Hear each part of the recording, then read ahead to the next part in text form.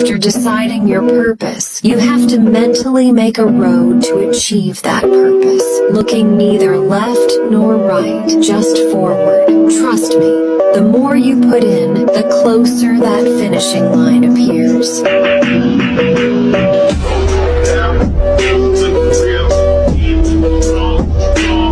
Remember what you must do when they undervalue you, when they think your softness is your weakness, when they treat your kindness like it is their advantage.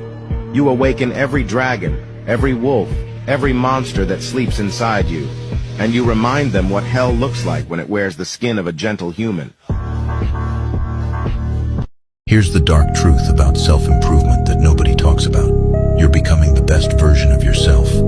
But as soon as you learn about what you should be doing, for example, I should be reading, I should be working out, I should be getting up early, it creates this mental checklist that if we don't do everything on that list, you use it as ammunition that you then use against yourself. And that's because the truth is that self-improvement alone doesn't satisfy us.